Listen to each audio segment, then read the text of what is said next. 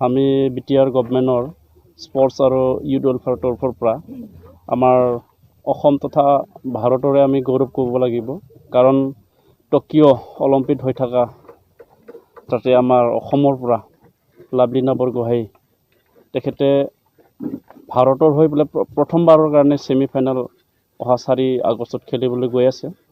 তেখেতৰ ultimate success আৰু তেখেতে যাতে আমাৰ ভাৰতবাসীৰ বাবে গোল্ড মেডেল আনিব পাৰে, তাৰ কাৰণে আমি আমাৰ ভগৱানৰ ওচৰত আমি প্ৰাৰ্থনা কৰিব বিচাৰিছোঁ। আৰু তাৰ কাৰণে আমি আমাৰ বিটিআৰত থকা বিভিন্ন ধৰ্ম বিশ্বাসী জাতি জনগোষ্ঠীক মাতি পেলাই আমি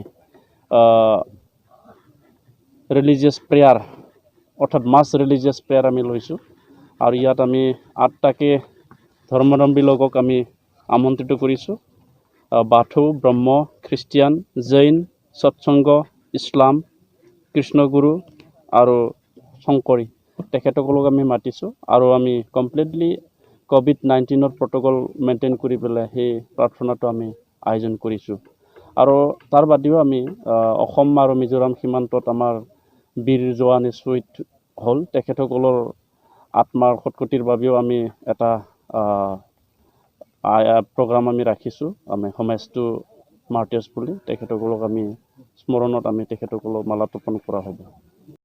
4খন জিলা বৰ্তমান আছে। সেই জিলা ভিত্তিত আমি ওদালগুৰি, বাক্সা, চিৰাং তেওঁলোকে ডিষ্ট্ৰিক্ট স্পৰ্টছ অফিচাৰ আছে আমাৰ ওদালগুৰিত। আমাৰ ওদালগুৰি ডিষ্ট্ৰিক্ট স্পৰ্টছ অফিচাৰে চাইকেল ৰেলী আয়োজন কৰিব।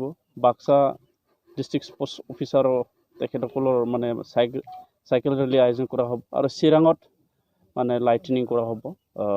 লাভলীনা বৰগোহাঁই আৰু ভাৰতবৰ্ষৰ হৈ পেলাই যিবিলাকে অলিম্পিকত খেল খেলি আছে এতিয়ালৈকে, তেখেতসকলৰ আল্টিমেট ছাকচেছৰ কাৰণে এই কাৰ্যসূচীবিলাক লোৱা হ'ব। আৰু ইয়াত আমাৰ কোকৰাঝাৰ জিলা ডিষ্ট্ৰিক্ট স্পৰ্টছ অফিচ লগতে আমাৰ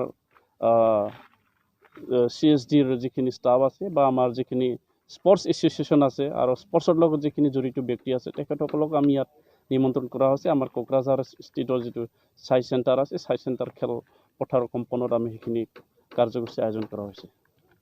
মীৰাবাই চানুৰ কিবা ক'ব?